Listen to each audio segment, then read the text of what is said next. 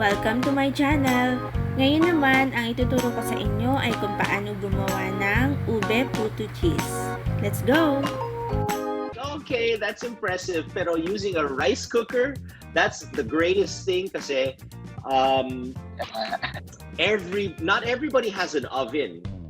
While stuck at home at wala pang biyahe sa barko, busy si RJ flexing his cooking skills on his YouTube channel, Freya's Kitchen.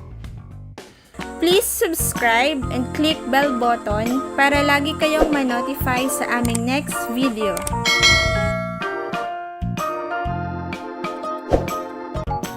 Ito ang mga ingredients. 1 cup ube halaya, few violet food color, 2 cups flour, 1/2 cup of powdered milk, 1 cup sugar, 1 cup of evaporated milk, 1/4 cup melted butter, 1 piece egg, 1 tablespoon vanilla extract, 2 tablespoon baking powder, few salt, cheese for topping,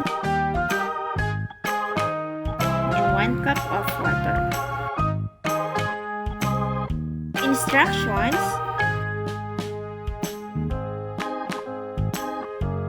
una, sa isang mixing bowl, ilagay natin ang flour, powdered milk, sugar, salt, at baking powder.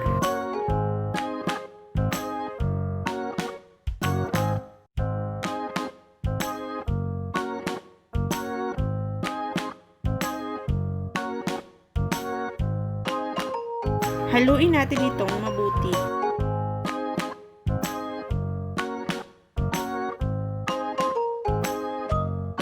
Next, sa isa pang lalagyan, ilagay natin ang tinunaw na butter, itlog,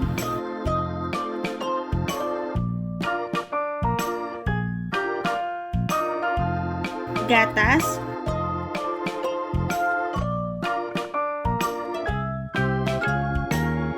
ube halaya,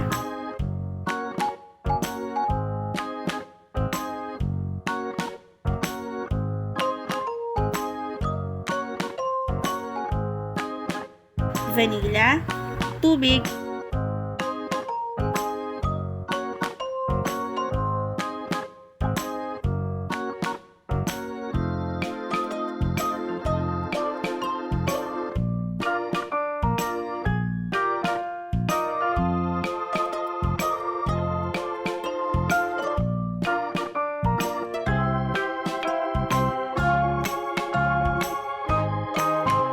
at kunting violet food color at haluin mabuti.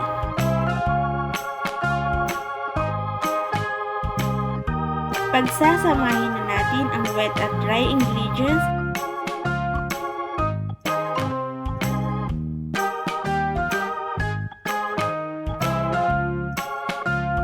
at hahaluin na ulit nating mabuti.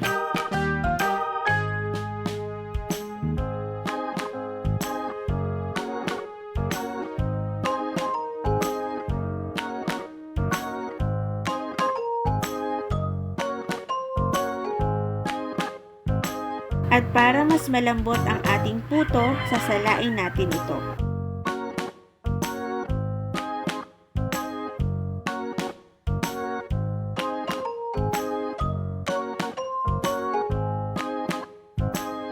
Maglalagay na tayo ng puto mixture sa puto molder at i-arrange natin ito sa steamer.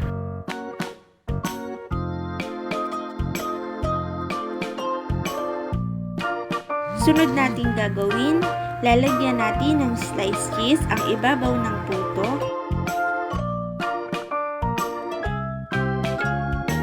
At i-steam natin ito sa loob ng 10 to 15 minutes.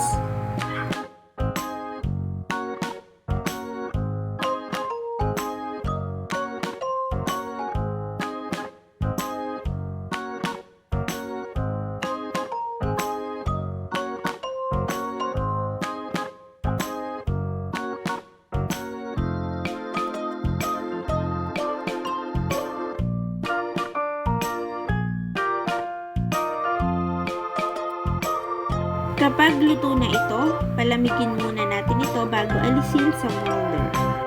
At ayan, tapos na natin gawin ang ube puto cheese. Happy cooking!